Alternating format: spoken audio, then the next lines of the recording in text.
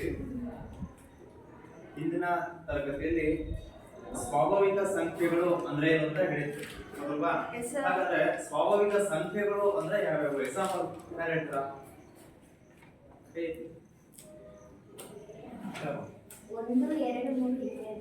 ಒಂದು ಎರಡು ಮೂರು ಇತ್ಯಾದಿ ಈ ಸಂಖ್ಯೆಗಳ ಸ್ವಾಭಾವಿಕ ಸಂಖ್ಯೆಗಳು ಅಂತ ಹೇಳ್ತಾ ಇದ್ದಾರೆ. ಸರಿ ಇದೆ ನೋಡಿ?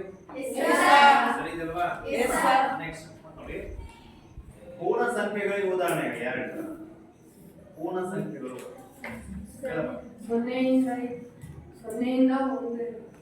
ಅಂದ್ರೆ ಸ್ವಾಭಾವಿಕ ಸಂಖ್ಯೆಗಳಿಗೆ 0 ಸೇರಿಸಿದ್ರೆ ನಮಗೆ ಬರುವ ಸಂಖ್ಯೆಗಳು ಯಾವುದು? ಪೂರ್ಣ ಸಂಖ್ಯೆ. ನೆಕ್ಸ್ಟ್ ಬರೋದು ಪೂರ್ಣಾಂಕಗಳಿಗೆ ಉದಾಹರಣೆ ಯಾರು ಹೇಳ್ತಾರ? ಪೂರ್ಣಾಂಕಗಳು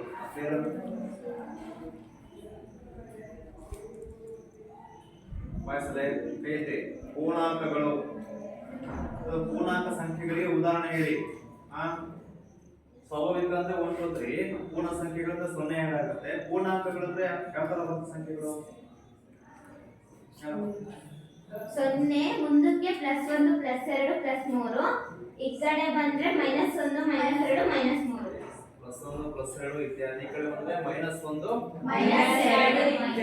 ಹೌದಲ್ವಾ? ಹಾಗಾದ್ರೆ ಧನ ಸಂಖ್ಯೆಗಳಿರಬೇಕು, ಋಣ ಸಂಖ್ಯೆಗಳು ಮತ್ತೆ 0 ಎಲ್ಲವೂ ಕೂಡ ಇದ್ರೆ ಅದೇನಾಗುತ್ತೆ? ಪೂರ್ಣಾಂಕ ಆಗುತ್ತಪ್ಪ. ಸರಿ ಕೂತ್ಕೊಂಡು ನೆಕ್ಸ್ಟ್ ಆಮೇಲೆ ಭಾಗಲಬ್ಧ ಸಂಖ್ಯೆಗಳ ಬಗ್ಗೆ ಹೇಳಿದ್ದೆ. ಹಾಗಾದ್ರೆ ಭಾಗಲಬ್ಧ ಸಂಖ್ಯೆಗಳು ಹೇಗಿರುತ್ತೆ? ಭಾಗಲಬ್ಧ ಸಂಖ್ಯೆಗಳ ಸಾಮಾನ್ಯ ರೂಪ ಯಾರು ಹೇಳ್ತಾರ?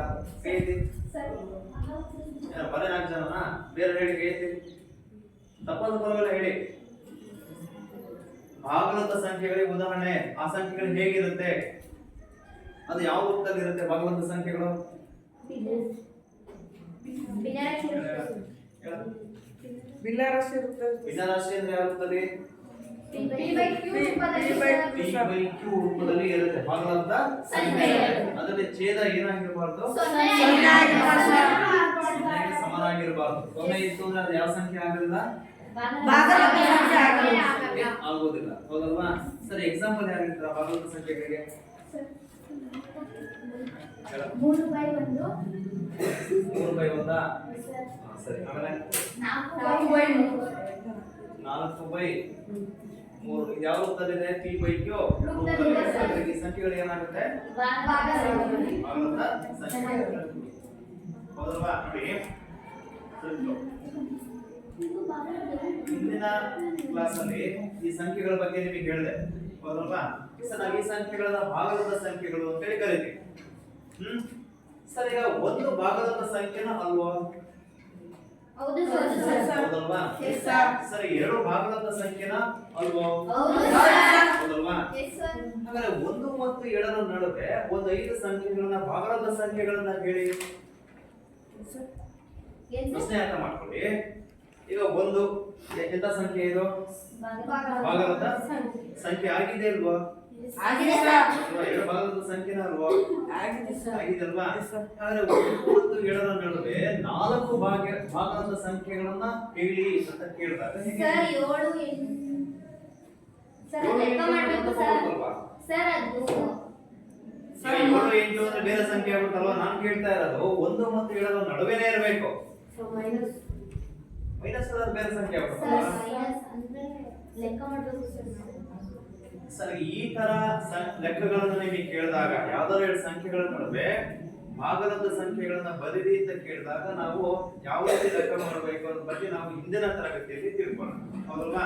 ಹಾಗಾದ್ರೆ 2 ಸಂಖ್ಯೆಗಳ ನಡುವೆ ಭಾಗಲಬ್ಧ ಸಂಖ್ಯೆಗಳನ್ನ ಹೇಗೆ ನಾವು ಬರೀಬೇಕು ಅನ್ನೋದ್ರ ಬಗ್ಗೆ ನೋಡೋಣ. ಹೌದಲ್ವಾ? ಸರ್, ಈಗ ಅದೊಂದು ಲೆಕ್ಕ ಇದೆ ನೋಡಿ. ಹೆಡಿಂಗು ಭಾಗಲಬ್ಧ ಸಂಖ್ಯೆಗಳನ್ನು ಬರೆಯುವುದು. ಭಾಗಲಬ್ಧ ಸಂಖ್ಯೆಗಳನ್ನು ಬರೆಯುವುದು.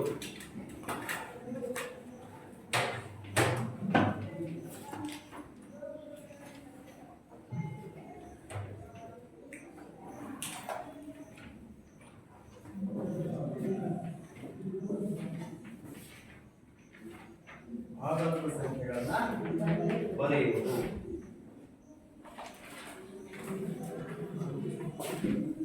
ಸರಿ, ಲೆಕ್ಕ ಬರ್ಕೊಂಬಿಡಿ. 1 ಮತ್ತು 7ರ ನಡುವೆ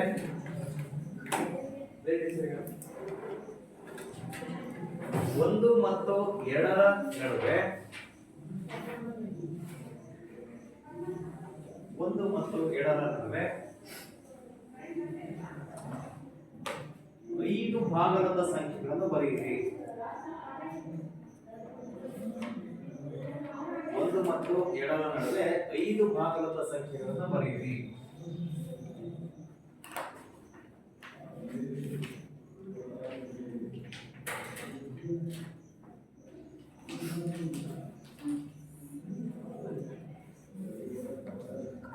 ಒಂದು ಮತ್ತು 2ರ ನಡುವೆ 5 ಭಾಗಲಬ್ಧ ಸಂಖ್ಯೆಗಳನ್ನ ಬರೀಬೇಕು. ಹೌದಲ್ವಾ? ಅದೇ 1 ಆದ್ರೂ 2 ಬಂದ್ಬಿಡುತ್ತೆ, ಮತ್ತೆ ಯಾವ ಸಂಖ್ಯೆನೇ ಬರೋದಿಲ್ಲ. ಹೇಗೆ ಬರೀಬೇಕು? ಹೌದಲ್ವಾ? ಸರಿ, ಈ ತರ ಲೆಕ್ಕಗಳನ್ನ ಕೊಟ್ಟಾಗ ನಾವು ಯಾವ ರೀತಿ ಮಾಡ್ಬೇಕು ಅನ್ನೋ ಬಗ್ಗೆ ನಾವೀಗ ನೋಡೋಣ ಅಲ್ವಾ? ನೋಡಿ, ಈಗ ನಿಮ್ಗೆ ಎಷ್ಟು ಸಂಖ್ಯೆಗಳು ಬೇಕು ಹೇಳಿ? ಎಲ್ಲರೂ ಮಾತಾಡ್ಬೇಕು. ಎಷ್ಟು ಸಂಖ್ಯೆಗಳು ಬೇಕು ನಿಮಗೆ? 5 ಸಂಖ್ಯೆಗಳು ಬೇಕಲ್ವಾ? ಸರ್, 5ಕ್ಕೆ 1ಅನ್ನ ಕೂಡಿ ಎಷ್ಟಾಗುತ್ತೆ? ನಮ್ಗೆ ಎಷ್ಟು ಸಂಖ್ಯೆಗಳು ಬೇಕೋ 1 ಜಾಸ್ತಿ ಮಾಡ್ಕೋಬೇಕು. ಎಷ್ಟಾಗ್ತದೆ? 6 ಆಗುತ್ತಲ್ವಾ? ಸರಿ, 6ನ್ನ ಏನ್ ಮಾಡ್ಕೋಬೇಕು? ನಮಗೆ ಯಾವ ಸಂಖ್ಯೆಗಳ ನಡುವೆ ಸಂಖ್ಯೆ ಬೇಕಾಗಿದೆಯೋ ಅದಕ್ಕೆ ಗುಣಿಸ್ಕೋಬೇಕು.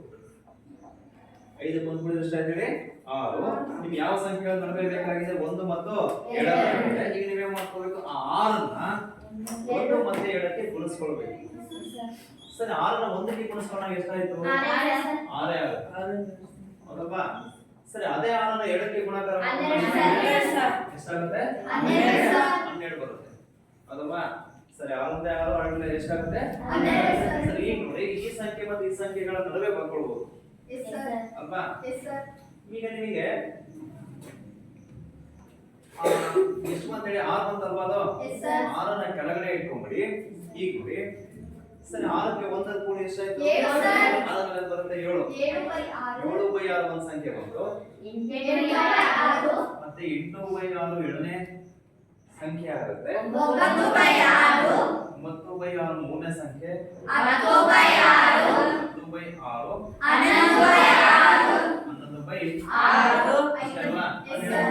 ಸಂಖ್ಯೆಗಳ ನಡುವೆ ಬೇಕು ಅಂದ್ರೆ ಸಂಖ್ಯೆಗಳನ್ನ ಬಿಟ್ಬಿಡಿ. ನಿಮಗೆ ಬೇಕಾಗಿರುವಂತಹ 5 ಭಾಗದ ಸಂಖ್ಯೆಗಳು ಈಗ ಬಂದು ಅಲ್ವಾ? ಸರಿ, ಒಂದು ಸಂಖ್ಯೆ ಬಂದ್ಬಿಟ್ಟು ಹೇಳ್ಬೇಡಿ, ಹೇಳ್ತೀನಿ ಕೇಳಿ. ಸರಿ, 7/6 8/6 9/6 10/6 11/6. ಹೌದಲ್ವಾ? ಇವು 6 ಮತ್ತು 12 ಅಲ್ಲ, ಇನ್ನು 1 ಮತ್ತು 2ರ ನಡುವೆ ಇರುವಂತಹ ಭಾಗದ ಸಂಖ್ಯೆಗಳಾಗಿವೆ ಅಲ್ವಾ? ಸರಿ, ಈ 5 ಸಂಖ್ಯೆಗಳು ಏನಾಗಿದೆಪ್ಪ ಅಂದ್ರೆ 1 ಮತ್ತು 2ರ ನಡುವೆ ಬರುವಂತಹ ಭಾಗದ ಸಂಖ್ಯೆಗಳಾಗಿವೆ. ಇದಕ್ಕೆ ಡಿವೈಡ್ ಮಾಡಿ ಏನಾಗುತ್ತೆ? ನಮಗೆ 1 ಪಾಯಿಂಟ್ ಸಮಥಿಂಗ್ ಏನೋ ಬರುತ್ತೆ.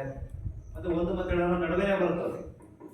ಇದನ್ನ ಭಾಗಿಸಿದ್ರೆ ಮತ್ತೆ ನಮಗೆ ಏನಾಗುತ್ತೆ? 1 ಮತ್ತು 2ರ ನಡುವೆ ದಶಮಾಂಶ ಬರುತ್ತೆ. ಹಾಗಾಗಿ ಇದು ಅದು ನಡುವೆ ಬರೋ ಸಂಖ್ಯೆನೇ ಆಗಿರುತ್ತೆ. ಅದು ನಡುವೆ ಬರೋ ಸಂಖ್ಯೆನೇ ಆಗಿರುತ್ತೆ. ಹಾಗಾಗಿ ಈ ಸಂಖ್ಯೆಗಳು 1 ಮತ್ತು 2ರ ನಡುವೆ ಬರುವಂತಹ ಭಾಗಲಬ್ಧ ಸಂಖ್ಯೆಗಳಾಗಿವೆ. ಅರ್ಥ ಇದೆಯಾ? ಸರಿ, ಈ ರೀತಿ ಬರೀಬೇಕಾಗುತ್ತೆ. ಸರ್, 5 ಸಂಖ್ಯೆ ಕೇಳಿದ್ರು ಅವಾಗ ಏನಾಯ್ತು? 6 ಆಯ್ತು. 4 ಸಂಖ್ಯೆ ಕೇಳಿದ್ರೆ ಪ್ಲಸ್ 1 ಎಷ್ಟಾಗುತ್ತೆ?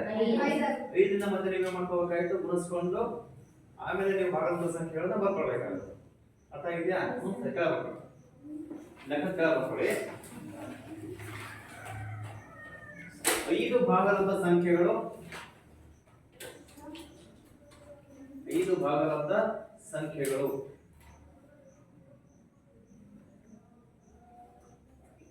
ಹಾಕೊಂಡು ಇಸಿಕೋಟ್ ಹಾಕೊಂಡು 5 + 1 ಇಸಿಕೋಟ್ 6 ಅಂತ ಬರುತ್ತೆ. 5 + 1 ಇಸಿಕೋಟ್ 6. 5 + 1 ಇಸಿಕೋಟ್ 6.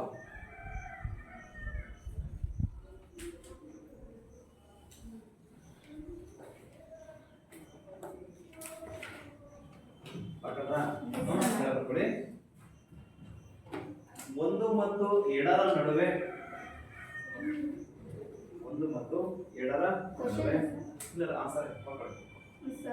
1 ಮತ್ತು 2ರ ನಡುವೆ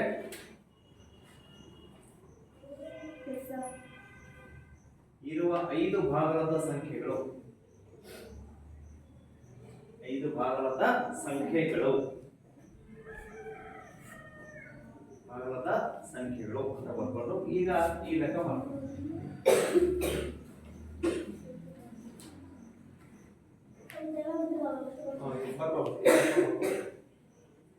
ಇಷ್ಟು ಅಕ್ಷರ ಬರ್ಕೊಂಡು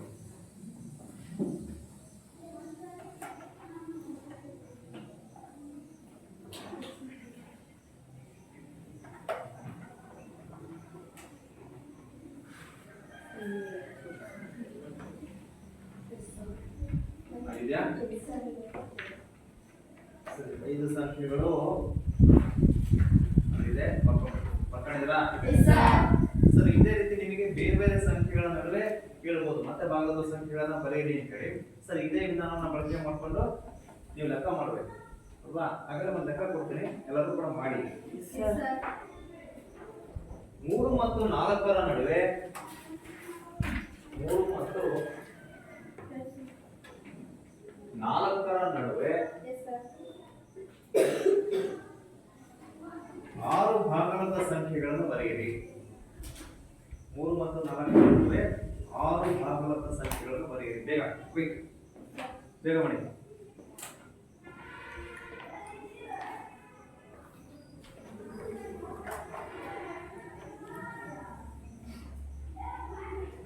ಮೂರು ಮತ್ತು 4ರ ನಡುವೆ ಎಷ್ಟು ಸಂಖ್ಯೆಗಳು ಬೇಕಿದೆ? 6 ಭಾಗಲಬ್ಧ ಸಂಖ್ಯೆಗಳನ್ನು ಬರೆಯಬೇಕು. ಇದೇ ವಿಧಾನದಲ್ಲಿ ಮಾಡಿ.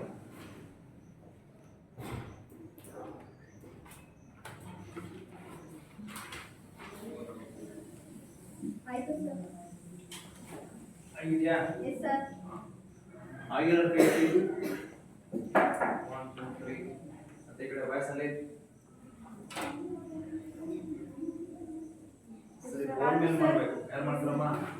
ಯಾರು ಮಾಡ್ತಾರ? ಮತ್ತೆ ಈ ಕಡೆ ವಯಸ್ಸಲ್ಲಿ ಈಸಿಲಿ ಮಾಡಬೇಕು. ಹಾ ಮಾಡಿ. ಟೀಚರ್ ಕಡೆ ಬರ್ತಾರೆ. ಬರ್ತಾರೆ ನಿಂಗ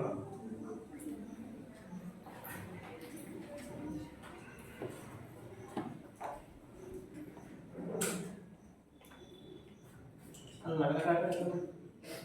ದೊಡ್ಡ ಮಾಡಿ ಇದ್ದಾಗ ಮಾಡಿ.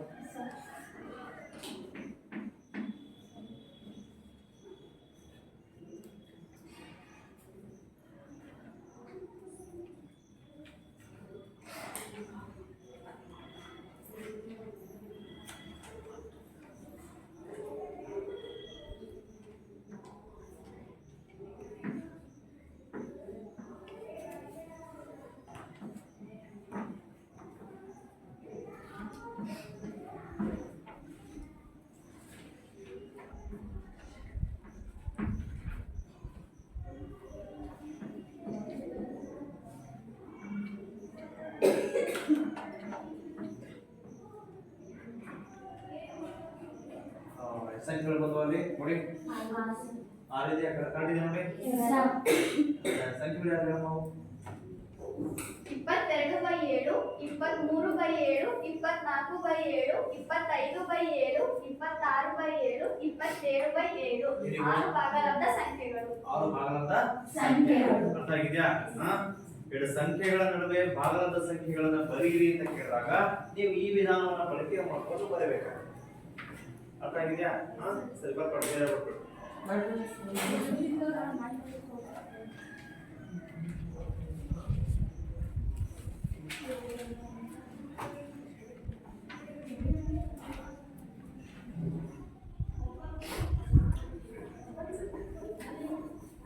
ಬರ್ಕೊಳ್ಳಿ, ಆಯ್ತಾಯ್ತು? ಅಭಾಗಲಬ್ಧ ಸಂಖ್ಯೆಗಳು. ಅಭಾಗಲಬ್ಧ ಸಂಖ್ಯೆಗಳು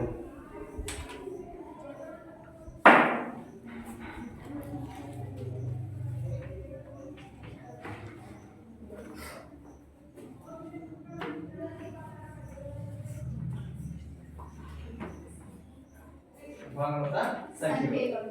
ಸರಿ, ಭಾಗಲಬ್ಧ ಸಂಖ್ಯೆಗಳು ಅಂದ್ರೆ ಯಾವ ರೂಪದಲ್ಲಿ ಇರುತ್ತೆ ಹೇಳಿ? ಭಿನ್ನರಾಶಿ ರೂಪದಲ್ಲಿ. ಭಿನ್ನರಾಶಿ ರೂಪದಲ್ಲಿ ಇರುತ್ತೆ. ಸರಿ, ಅಭಾಗಲಬ್ಧ ಹೇಗಿರಬಹುದು ಅಂದ್ರೆ ಮಿಶ್ರ ಭಿನ್ನರಾಶಿ. ಯಾವ ಭಿನ್ನರಾಶಿಗಳು p/q ರೂಪದಲ್ಲಿ ಇರೋದಿಲ್ಲ, ವ್ಯಕ್ತಪಡಿಸೋದಕ್ಕೆ ಸಾಧ್ಯವಾಗೋದಿಲ್ಲ ಅಂತ ಸಂಖ್ಯೆಗಳನ್ನ ಅಭಾಗಲಬ್ಧ ಸಂಖ್ಯೆಗಳು ಅಂತ ಹೇಳಿ ಕರಿತೀವಿ. ಹೌದಲ್ವಾ? ಸರಿ, ಎಕ್ಸಾಂಪಲ್ ಬಂದ್ಬಿಟ್ಟು ರೂಟ್ 2 ನಾವು b ಬೈ q ರೂಪದಲ್ಲಿ ವ್ಯಕ್ತಪಡಿಸೋದಕ್ಕೆ ಸಾಧ್ಯ ಆಗೋದಿಲ್ಲ. ರೂಟ್ 2 ರೂಟ್ 3 ರೂಟ್ 5 ಬಟ್ ವರ್ಗ ಸಂಖ್ಯೆ ಇರಬಾರ್ದು. ರೂಟ್ ಒಳಗೆ ಏನಿರಬಾರ್ದು? ವರ್ಗ ಸಂಖ್ಯೆ ಇಲ್ಲದೆ ಇರೋ ಸಂಖ್ಯೆಗಳನ್ನ ಕೊಟ್ಟರೆ ಇವೆಲ್ಲ ಏನಾಗುತ್ತೆ? ಅಭಾಗಲಬ್ಧ ಸಂಖ್ಯೆಗಳಾಗುತ್ತೆ ಅಲ್ವಾ? ಬರ್ಕೊಳ್ಳಿ, ಹೇಳಿ ಬರ್ಕೊಳ್ಳಿ. ಎಕ್ಸಾಂಪಲ್ ಬರ್ಕೊಳ್ಳಿ ಸರ್. Yes, sir.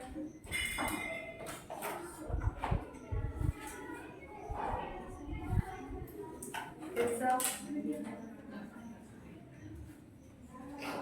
ಅಭಾಗಲಬ್ಧ ಸಂಖ್ಯೆಗಳು ಕೆಳ ಬರ್ಕೊಳ್ಳಿ. p ಬೈ q ರೂಪದಲ್ಲಿ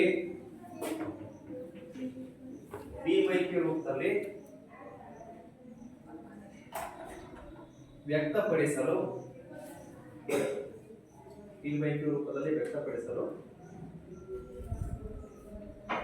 ಸಾಧ್ಯವಾಗದ ಸಂಖ್ಯೆಗಳು.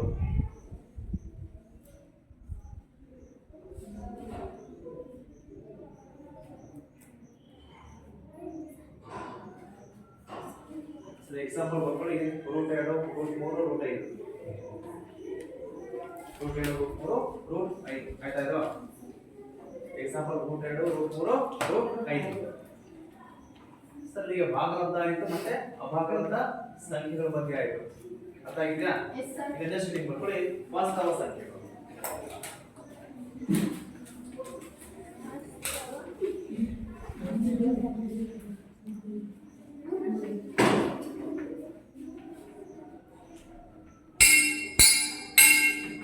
ವಾಸ್ತವ ಸಂಖ್ಯೆಗಳು. ಸರಿ, ಸ್ವಾಭಾವಿಕ ಅಂದ್ರೆ ಹೇಳಿದ್ರಿ, ಪೂರ್ಣ ಸಂಖ್ಯೆ ಅಂತ ಹೇಳಿದ್ರಿ ಅಲ್ವಾ? ಪೂರ್ಣಾಂಕ, ಭಾಗಲಬ್ಧ, ಅಭಾಗಲಬ್ಧ ಆಯ್ತಲ್ವಾ? ಆಮೇಲೆ ವಾಸ್ತವ ಸಂಖ್ಯೆಗಳು ಅಂದ್ರೆ ಯಾವ ಇವೆ ಹೇಗಿರುತ್ತೆ ನೋಡಿ. ವಾಸ್ತವ ಸಂಖ್ಯೆಗಳು ಅಂತಂದ್ರೆ ಭಾಗಲಬ್ಧ ಸಂಖ್ಯೆಗಳು ಕೂಡ ಅದರಲ್ಲಿ ಇರುತ್ತೆ, ಮತ್ತೆ ಅಭಾಗಲಬ್ಧ ಸಂಖ್ಯೆಗಳು ಕೂಡ ಏನಾಗಿರುತ್ತೆ?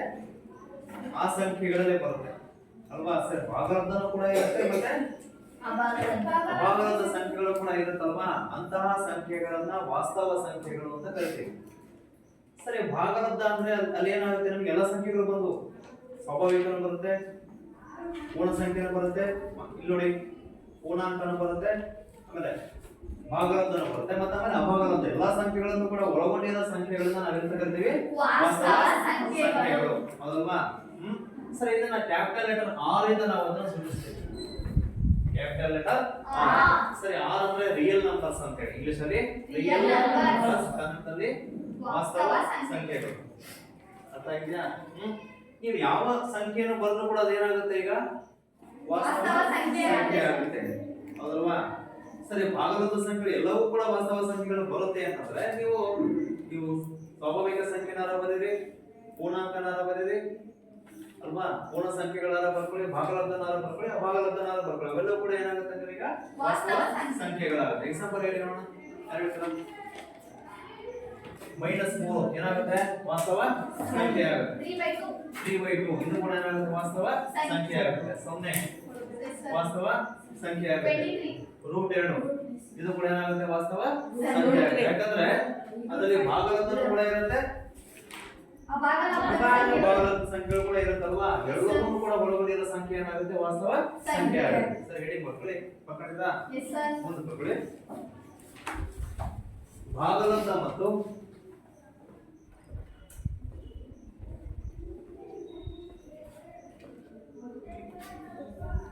ಅಭಾಗಲಬ್ಧ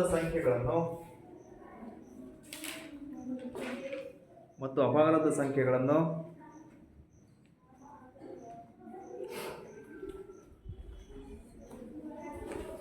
ಹೊಂದಿರುವ ಸಂಖ್ಯೆಗಳಿಗೆ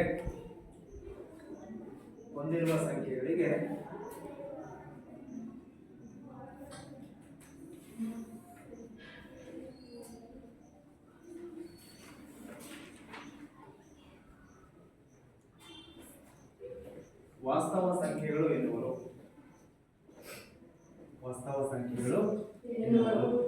ಬಾಗಿಲು ಹೊರಗಡೆ ಕ್ಯಾಪಿಟಲ್ ಆರ್ ಅಂತ ಹೇಳಿ. ಸರಿ, ವಾಸ್ತವ ಸಂಖ್ಯೆಗಳು ಎನ್ನುವರು. ಎಕ್ಸಾಂಪಲ್ ನೀವೇ ಬರ್ಕೊಂಡ್ಬಿಡಿ. ಅದರ ಸಂಖ್ಯೆಗಳನ್ನ ನೀವೇನ್ ಸಂಖ್ಯೆ ಬರ್ಕೊಂಡ್ರು ಕೂಡ ಅದೇನಾಗುತ್ತೆ? ವಾಸ್ತವ ಸಂಖ್ಯೆ ಆಗುತ್ತೆ. ಎಕ್ಸಾಂಪಲ್ ನೀವೇ ಓನ್ ಆಗಿ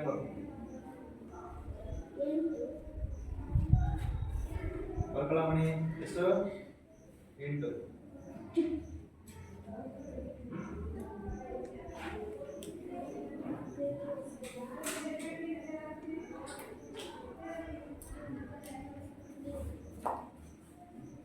ಆಗಿದೆಯಾ? ನೆಕ್ಸ್ಟ್ ಈಗ ವೆರಿ ವೆರಿ ಇಂಪಾರ್ಟೆಂಟ್ ಹೆಡಿಂಗ್ ಬರ್ಕೊಳ್ಳಿ. ವಾಸ್ತವ ಸಂಖ್ಯೆಗಳಲ್ಲಿ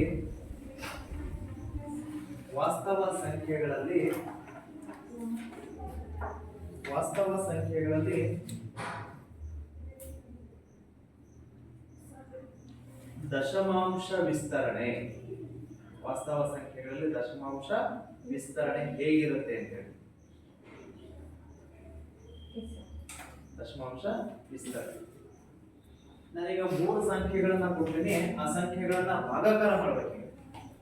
ಆಯ್ತಾ? ಆಕ್ಟಿವಿಟಿ ಇದು. ಇನ್ನು 3 ಸಂಖ್ಯೆ ಕೊಡ್ತೀನಿ. ಆ 3 ಸಂಖ್ಯೆಗಳನ್ನ ನೀವೇ ಮಾಡ್ಕೋಬೇಕು, ಭಾಗಾಕಾರ ಮಾಡಿ ದಶಮಾಂಶ ಹೇಗೆ ಬರುತ್ತೆ ಅಂತ ನೀವು ಹೇಳಬೇಕು. ಆಯ್ತಲ್ವಾ? ಮೊದಲನೇ ಸಂಖ್ಯೆ ನೋಡಿ, 10/3 ಅನ್ನ ಭಾಗಿಸ್ಬೇಕು. 10 ಅನ್ನ 3 ಇಂದ ಭಾಗಿಸ್ಬೇಕು, ಒಂದ್ ಲೆಕ್ಕ. ಇನ್ನೊಂದ್ ಲೆಕ್ಕ 7 ಅನ್ನ 8 ರಿಂದ ಭಾಗಿಸ್ಬೇಕು, ಎರಡನೇ ಲೆಕ್ಕ. 1 ಅನ್ನ 7 ರಿಂದ ಭಾಗಿಸ್ಬೇಕು, ಮೂರನೇ ಲೆಕ್ಕ. ಸರಿ ಮಾಡಿ. ಡಿವಿಷನ್ ಬರ್ತಲ್ಲ ನಿಮಗೆ ಭಾಗಾಕಾರ? Yes, sir. ಹಾ, ಸರಿ ಮಾಡಿ.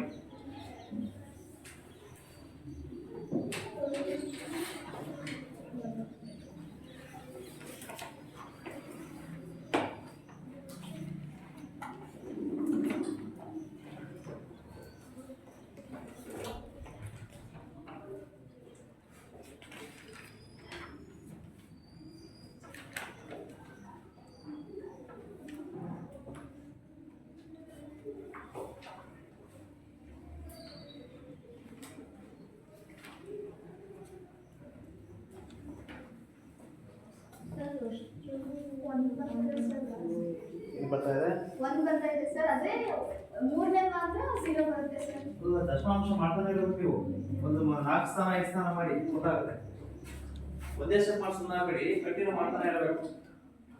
ಈಗ ಒಂದು ಲೆಕ್ಕ ತೋರಿಸ್ತೀನಿ ನೋಡಿ. Yes, sir. ಈಗ 10ನೇ ಮಾಡ್ಕೋಬೇಕು ನೀವು. 3 ರಿಂದ ಭಾಗಿಸ್ಬೇಕು. ಎಷ್ಟೇ ಹೋಗೋದು ನೋಡಿ? 3 9 ಸರ್. 3 ಎಷ್ಟು? 9 ಸರ್. ಸರಿ, ಮೊದಲ ಎಷ್ಟು ಬರುತ್ತೆ? 1 ಬರುತ್ತೆ ಸರ್. 1. ನೆಕ್ಸ್ಟ್ ಆಮೇಲೆ ಪಾಯಿಂಟ್ ಇಟ್ಟು 0 ಬರುತ್ತೆ. ಪಾಯಿಂಟ್ ಬಿಟ್ಬಿಟ್ಟು 0 ಎಣಿಸ್ಕೊಂಬಿಡಿ. ಎಷ್ಟು ಏನಾಯ್ತು? 10 ಆಯ್ತು. 10 ಆಯ್ತು. ಮತ್ತೆ ಭಾಗಿಸಿ. 3 9 ಸರ್. 3 ಎಷ್ಟು? 9 ಸರ್. ಮತ್ತೆ ಕಡೆ ಒಂದೇ ಸರ್. ಒಂದೇ ಬಂತು. Yes, sir. ಮತ್ತೆ ಮತ್ತೆ 0 ಎಣಿಸ್ಕೊಂಬಿಡಿ. ಮತ್ತೆ ನೋಡಿ. ಮತ್ತೆ 3 ಎಷ್ಟು? 9 ಸರ್. ಮತ್ತೆ ಎಷ್ಟು ಬರುತ್ತೆ? ಮತ್ತೆ 10 ಬರುತ್ತೆ ಸರ್. 1 ಬರುತ್ತೆ, ಮತ್ತೆ 10 ಆಗುತ್ತೆ. ಮತ್ತೆ 3 ಎಷ್ಟು? ಮತ್ತೆ Yes, sir. ಈ ಎಷ್ಟೇ ಪುನಃ ಭಾಗಿಸ್ತಾ ಹೋಗಿ ಏನಾಗುತ್ತೆ, ನಮಗೆ ಇಲ್ಲಿ ದಶಮಾಂಶದಲ್ಲಿ ಒಂದೇ ಸಂಖ್ಯೆ ರಿಪೀಟ್ ಆಗ್ತಾ ಇದೆ. Yes, sir. ಒಂದ್ಸರಿ ಮಾಡಿದ್ರೆ 3 ಬಂತು, ಎರಡನೇ ಸರಿ ಭಾಗಿಸಿದಾಗ ಮತ್ತೆ 3 ಬಂತು, ಮತ್ತೆ ಕೂಡ ಎಷ್ಟು ಬಂತು? 3 3 ಬಂತು. ಇಲ್ಲಿ ಏನಾಯ್ತು, ಒಂದೇ ಸಂಖ್ಯೆ ಏನಾಗ್ತಾ ಹೋಗಿದೆ, ರಿಪೀಟ್ ಆಗ್ತಾ ಹೋಗಿದೆ. ಈ ಸಂಖ್ಯೆ ಭಾಗಿಸ್ತಾರೆ, ಹೌದಲ್ವಾ? ಈ ಸಂಖ್ಯೆ ಬನ್ನಿ. ಸರ್ ಆಸನ್ ಸರ್ 7 ಅಂದ್ರೆ 7 ಅಂದ್ರೆ 7 ದೊಡ್ಡದೇ ಬೇಡ. ಸರ್ ಏನು ಸರ್ ಸರಿ, ಭಾಗಿಸ್ತಾ ಭಾಗಾಕಾರ ಮಾಡಿ. ಸರ್ ಬರೋದೇ ಇಲ್ಲ. ಭಾಗಾಕಾರ ಹಾಕೊಳ್ಳಿ. ಎಷ್ಟು ಸರ್ ಬರುತ್ತೆ? 70 ಆಗುತ್ತೆ ಸರ್. ಎಷ್ಟಾಗುತ್ತೆ? 70 ಆಗುತ್ತೆ ಸರ್. 70. ಎಷ್ಟೇ ಹೋದ್ ನೋಡಿ.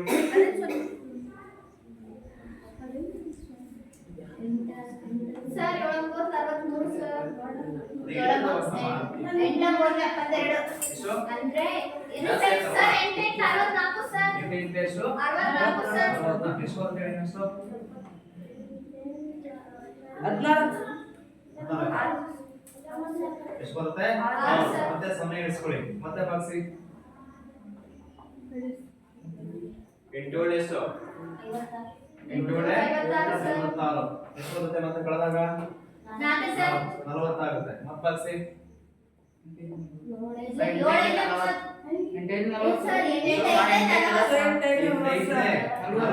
ಸಂಪೂರ್ಣವಾಗಿ ಭಾಗವಾಯ್ತಲ್ವಾ? ಸರ್. ನೋಡಿ, ಈ ಲೆಕ್ಕದಲ್ಲಿ ಏನಾಯ್ತು, ಈ ಭಿನ್ನರಾಶಿನ ಭಾಗಿಸಿದಾಗ 7ನ್ನ ನಾವು 8ರಿಂದ ಭಾಗಿಸಿದಾಗ ಏನಾಯ್ತು, ಸಂಪೂರ್ಣವಾಗಿ ಭಾಗವಾಯ್ತು. ಅಂದ್ರೆ ಒಂದೇ ಸ್ಟೆಪ್ ಭಾಗವಾಗಿಲ್ಲ. ಏನಾಯ್ತು, ನಮಗೆ 3 ದಶಮಾಂಶ ಸ್ಥಾನವನ್ನ ಕಳ್ಕೊಂಡು ಏನಾಯ್ತು, ಸಂಪೂರ್ಣವಾಗಿ ಭಾಗವಾಯಿತು. ಅಲ್ವಾ? ನಮ್ಗೆ ಎಷ್ಟು ಬಂತು ಶೇಷ? ಸೊನ್ನೆ ಬಂತು ಸರ್. ಸರಿ, ಈ ಲೆಕ್ಕ ನೋಡಿ ಅದೇ ತರ ಮಾಡಿ. 1ನ್ನ ಭಾಗಿಸ್ಬೇಕು, 7ರಿಂದ ಭಾಗಿಸಿ Point into ಸೊನ್ನೆ ಸರ್. ಹಾ 7 7 ಸರ್. 7 ಎಷ್ಟು ಬರುತ್ತೆ? 3 ಸರ್. ಎಷ್ಟು? 30 ಆಯ್ತು. ಹಾ 7 ಮೂಲೆ 7 ಮೂಲೆ 7 28 7 4 ಎಷ್ಟು? 28 ಸರ್. 2 ಸರ್. 7 ಮತ್ತೆ 0 0 ಆಯ್ತು. ಸರ್. ಹಾ 7 2 14 ಸರ್. 14 ಎಷ್ಟು ಬಂತು? 6 ಸರ್. 6 ಮತ್ತೆ 60 ಆಯ್ತು. 7 8 40. 7 42 ಸರ್. 7 ಸರ್. 7 8 56 ಸರ್. 56 ಸರ್. 7 8 ಎಷ್ಟು ಬರುತ್ತೆ? 50. 6 ಸರ್. ಮತ್ತೆ ಎಷ್ಟು ಬರುತ್ತೆ ಹೇಳಿ? 4 ಸರ್. 40 ಆಯ್ತು. ಮತ್ತೆ 7 8 35 7 8 35 ಸರ್. 7 8 35 35 ಆಮೇಲೆ 5 5 ಸರ್. 5 ಉಳ್ಕೊಂಡು ನೆಕ್ಸ್ಟ್ 0 ಹಾ ಮತ್ತೆ ಬಾಸಿ ಸರ್ 7 7 49. 7 ಎಷ್ಟು? 49 ಸರ್. ಎಷ್ಟು ಉಳ್ಕೊಂತು? 1 ಸರ್. ಮತ್ತೆ 0 ಎಸ್ ಸರ್. ಸರ್ 7 ಅಲ್ಲೇ 7 ಸರ್. ಮತ್ತೆ 7 ಮತ್ತೆ 3 ಈಗ ನೋಡಿ ಇಲ್ಲಿವರೆಗೂ ನಮಗೆ ಬೇರೆ ಬೇರೆ ಸಂಖ್ಯೆ ಬಂತಲ್ವಾ? Yes sir. ಸರ್ ಆದ್ರೆ ಈ ಸ್ಟೆಪ್ ಬಂದಾಗ ಏನಂತ ಮತ್ತೆ ನಮಗೆ ಇಲ್ಲಿಂದಾನೆ ರಿಪೀಟ್ ಆಗ್ತಾ ಹೋಗುತ್ತೆ. Yes sir. ಹೌದಲ್ವಾ? ಸರಿ 1 2 3 4 5 6 ಸ್ಥಾನ ಆದ್ಮೇಲೆ ಮತ್ತೆ ನಮಗೆ ಏನಾಗ್ತಾ ಇದೆ? ಮತ್ತೆ ಇದೇ ಸಂಖ್ಯೆಗಳು ರಿಪೀಟ್ ಆಗ್ತಾ ಹೋಗುತ್ತೆ ಎಸ್ ಸರ್. ಅಲ್ವಾ? ಅಂದ್ರೆ ಇದು ಸಂಪೂರ್ಣವಾಗಿ ಭಾಗವಾಗಲ್ಲ ಅಲ್ವಾ? ಸರಿ ಗುಂಪುಗಳ ರೂಪದಲ್ಲಿ ಏನಾಗ್ತಾ ಹೋಗ್ತಾ ಇದೆ? ಇದು ಪುನರಾವರ್ತನೆ ಆಗ್ತಾ ಹೋಗ್ತಿದೆ ರಿಪೀಟ್ ಆಗ್ತಾ ಇದೆ ಸರ್. ಹೌದಲ್ವಾ? ಸರಿ ಇಲ್ಲಿ 3 ತರ ಕೇಸ್ ಮಾಡಿದ್ರೆ ಇಲ್ಲಿ ಈ ಸಂಖ್ಯೆಗಳನ್ನ ಬಳಸ್ತಾ ನಿಮಗೆ 3 ಸಂದರ್ಭಗಳು ನಿಮಗೆ ಗೊತ್ತಾಯ್ತು. ಒಂದೇನ ಇಲ್ಲಿ ಮೊದಲನೇ ಕೇಸಲ್ಲಿ ಏನಾಗಿದೆ ನೋಡಿ? ಅದೇ ಸಂಖ್ಯೆ ಆಗುತ್ತೆ ಒಂದೇ ಸರ್. ಸಂಖ್ಯೆ ರಿಪೀಟ್ ಆಗ್ತಾ ಇದೆ 1 ಅಲ್ವಾ? ಆವರ್ತವಾಗ್ತಾ ಹೋಗ್ತಿದೆ. ಅದು ಏನಾಗ್ತಾ ಹೋಗ್ತಾ ಇದೆ? ಆವರ್ತ ಅಂತ್ಯಗೊಳ್ಳದೆ ಆವರ್ತವಾಗ್ತಾ ಹೋಗ್ತಿದೆ. ಒಂದಾಯ್ತು. ಇನ್ನೊಂದು ಅಂತ್ಯಗೊಳ್ಳುತ್ತೆ ಇಲ್ಲಿ. Yes sir. ಇಲ್ಲಿ ಅಂತ್ಯಗೊಳ್ಳದೆ ಒಂದೇ ಸಂಖ್ಯೆ ಏನಾಗ್ತಾ ಇದೆ? ಆವರ್ತ ಆಗ್ತಾ ಇದೆ. ಇಲ್ಲಿ ಏನಾಗ್ತಾ ಇದೆ? ಅಂತ್ಯಗೊಂಡಿದೆ. ಇಲ್ಲಿ ಏನಾಗ್ತಾ ಹೋಗಿದೆ? 6 ಸಂಖ್ಯೆಗಳ ಆದ ಮೇಲೆ ಮತ್ತೆ ಅಂದ್ರೆ ಒಂದು ಗ್ರೂಪ್ ಮಾಡ್ಕೊಂಡು ಮತ್ತೆ ಏನಾಗ್ತಾ ಹೋಗ್ತಾ ಇದೆ? ಆವರ್ತ ಅದೇ ಆಗ್ತಾ ಹೋಗ್ತಾ ಇದೆ. ಸಂಖ್ಯೆಗಳು ಮತ್ತೆ ಬರ್ತವೆ. ರಿಪೀಟ್ ಆಗ್ತದೆ ಹೌದಲ್ವಾ? Yes sir. ಸರಿ ಈ 3 ಸಂದರ್ಭಗಳು ಏನಿದೆಯೋ ಇದು ಈ ತರ ಬಂತು ಅಂದ್ರೆ ಈ ಸಂಖ್ಯೆಗಳು ಭಾಗಲಬ್ಧ ಸಂಖ್ಯೆಗಳಾಗಿರುತ್ತೆ ಅಂತ ಹೇಳಿ. ಹೌದಲ್ವಾ? ಸರಿ ಭಾಗಲಬ್ಧ ಸಂಖ್ಯೆಗಳು ಆಗಿರ್ಬೇಕು ಅಂದ್ರೆ ಈ ರೀತಿಯ ದಶಮಾಂಶ ವಿಸ್ತರಣೆಯನ್ನ ಹೊಂದಿರಬೇಕು ಅಂತ ಹೇಳಿ. ಸರಿ ಅರ್ಥ ಮಾಡ್ಕೊಳ್ಳಿ. ಯಾವುದೇ ಬಿಂದುರಾಶಿ ಬಂತು ನಾವು ಭಾಗಿಸಿದೀವಿ ಅಂತ ಭಾಗಿಸಿದಾಗ ನಮಗೆ ಈ ತರ ದಶಮಾಂಶ ವಿಸ್ತರಣೆ ಬಂದ್ರೆ ಸಂಪೂರ್ಣವಾಗಿ ಭಾಗ ಅಂದ್ರೆ ಭಾಗಲಬ್ಧ ಸಂಖ್ಯೆ ಆಗುತ್ತೆ. ದಶಮಾಂಶದಲ್ಲಿ ಒಂದೇ ಸಂಖ್ಯೆ ರಿಪೀಟ್ ಆದ್ರೂ ಕೂಡ ಆ ಸಂಖ್ಯೆ ಏನಾಗುತ್ತೆ? ಭಾಗಲಬ್ಧ ಸಂಖ್ಯೆನೇ ಆಗಿರುತ್ತೆ. ಸಡನ್ ಬುಕ್ ಮಾಡ್ಕೊಂಡು ಮತ್ತೆ ನಮಗೆ ಅದೇ ಸಂಖ್ಯೆಗಳು ರಿಪೀಟ್ ಆಗ್ತಾವಲ್ವಾ? ಸರಿ ಈ ತರ ರಿಪೀಟ್ ಆದ್ರೂ ಕೂಡ ಆ ಸಂಖ್ಯೆಗಳು ಏನಾಗಿರುತ್ತೆ? ಭಾಗಲಬ್ಧ ಸಂಖ್ಯೆಗಳಾಗಿರುತ್ತೆ. ಅರ್ಥ ಆಗ್ತಿದ್ಯಾ? ಅಂದ್ರೆ ಭಾಗಲಬ್ಧ ಸಂಖ್ಯೆಗಳು ಈ ರೀತಿಯ ದಶಮಾಂಶ ವಿಸ್ತರಣೆಯನ್ನು ಹೊಂದಿರುತ್ತೆ. ಅರ್ಥ ಆಗ್ತಿದ್ಯಾ? ಎಸ್ ಸರ್ ಯಾರಿಗೆ ಅರ್ಥ ಆಗ್ತಿದೆ? ಇದು ಬಹಳ ಇಂಪಾರ್ಟೆಂಟ್. ಸರ್ ಯಾವುದೇ ಭಾಗಲಬ್ಧ ಸಂಖ್ಯೆಗಳು ಯಾವ ರೀತಿಯ ದಶಮಾಂಶ ವಿಸ್ತರಣೆ ಹೊಂದಿರುತ್ತೆ ಅಂತಂದ್ರೆ ಸಂಪೂರ್ಣವಾಗಿ ಭಾಗವಾಗುತ್ತೆ. ಒಂದೇ ಸಂಖ್ಯೆ ರಿಪೀಟ್ ಆಗುತ್ತೆ, ಆವರ್ತವಾಗ್ತಾ ಹೋಗ್ತಿರುತ್ತೆ. ಇಲ್ಲಾಂದ್ರೆ ಗುಂಪುಗಳ ರೂಪದಲ್ಲೂ ಕೂಡ ಏನಾಗ್ತಿರುತ್ತೆ? ಆವರ್ತವಾಗ್ತಾ ಹೋಗ್ತಿರುತ್ತೆ. ಹೌದಲ್ವಾ? ಸರಿ ಬರ್ಕೊ ನೋಡಿ. ಮೂಲಕ ಮಾಡ್ಕೊಳ್ಳಿ.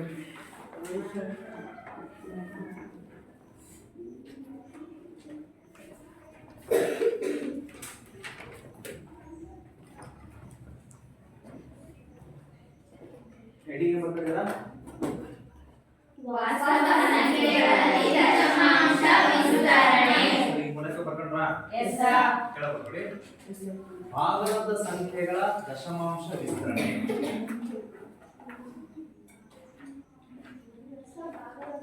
ಭಾಗಲಬ್ಧ ಸಂಖ್ಯೆಗಳ ದಶಮಾಂಶ ವಿಸ್ತರಣೆ.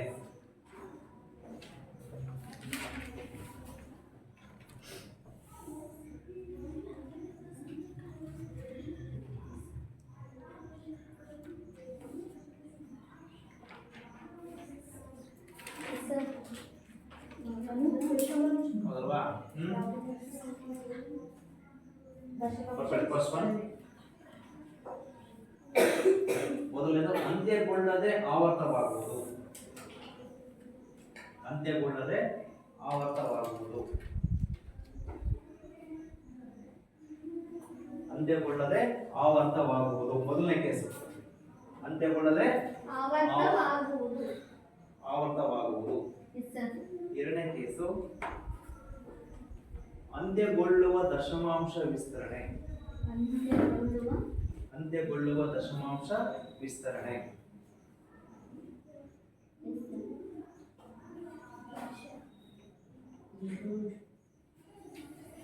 ನೆಕ್ಸ್ಟ್ ಮೂರನೇದು ಅಂತ್ಯಗೊಳ್ಳದೆ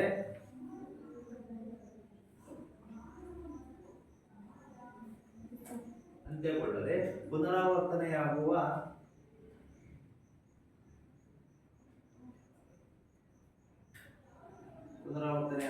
ದಶಮಾಂಶ ವಿಸ್ತರಣೆ.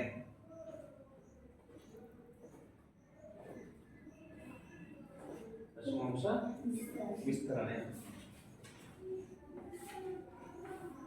ಈ ಮೂರ್ ತರ ಇದ್ರೂ ಕೂಡ ಆ ಸಂಖ್ಯೆ ಏನಾಗುತ್ತೆ ಹೇಳಿ? ವಾಯ್ಸ್ ಮಾತಾಡಬೇಕು. ಏನಾಗುತ್ತೆ? ಅರ್ಥ ಆಗಿದ್ಯಾ? ನೆಕ್ಸ್ಟ್ ಮೀಟಿಂಗ್ ಬರ್ಕೊಳ್ಳಿ. ಅಭಾಗಲಬ್ಧ ಸಂಖ್ಯೆಗಳು. ಅಭಾಗಲಬ್ಧ ಸಂಖ್ಯೆಗಳು.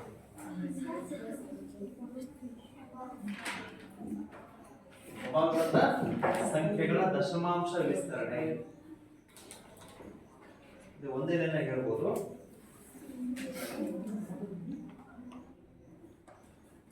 ಅಭಾಗಲಬ್ಧ ಸಂಖ್ಯೆಗಳ ದಶಮಾಂಶ ವಿಸ್ತರಣೆ. ಸರಿ, ಇಲ್ಲಿ ಹೇಗಿರುತ್ತೆ?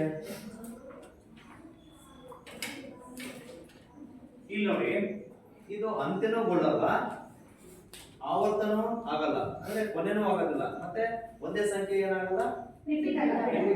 ಈ ತರ ದಶಮಾಂಶ ವಿಸ್ತರಣೆ ಬಂತು ಅಂದ್ರೆ ಅವಾಗ ನಾವು ಆ ಸಂಖ್ಯೆಗಳನ್ನ ಅಭಾಗಲಬ್ಧ ಸಂಖ್ಯೆಗಳು ಅಂತ ಕರಿತೀವಿ. ಅರ್ಥ ಆಗಿದ್ಯಾ? ಇಲ್ಲಿ ಪುನರಾವರ್ತನೆ ಕೂಡ ಆಗಲ್ಲ, ಅಂತ್ಯನೂಗೊಳ್ಳಲ್ಲ, ಕೊನೆನೂ ಆಗಲ್ಲ. ಎಷ್ಟು ಕೊನೆ ಅಂತ ಎಲ್ಲ ಒಂದೇ ಅಲ್ವಾ? ಮತ್ತೆ ಅದೇ ಹೇಳ್ತೀರಾ. ಇಲ್ಲಿ ಅಂತ್ಯಗೊಳ್ಳಲ್ಲ, ಪುನರಾವರ್ತನೆ ಕೂಡ ಆಗಲ್ಲ, ಬೇರೆ ಬೇರೆ ಸಂಖ್ಯೆ ಬರ್ತಾ ಹೋಗುತ್ತೆ ಅಲ್ವಾ? ಸರಿ, ಈ ತರ ದಶಮಾಂಶ ವಿಸ್ತರಣೆ ಬಂದ್ರೆ ಅಂತಹ ಸಂಖ್ಯೆಗಳನ್ನ ಅಭಾಗಲಬ್ಧ ಸಂಖ್ಯೆಗಳು ಅಂತ ಹೇಳಿ ಕರಿತೀವಿ. ಎಕ್ಸಾಂಪಲ್ √2. ಇದನ್ನ ಭಾಗಸ ನಮಗೆ ಏನ್ ಬರುತ್ತೆ? 1.414 ಆಮೇಲೆ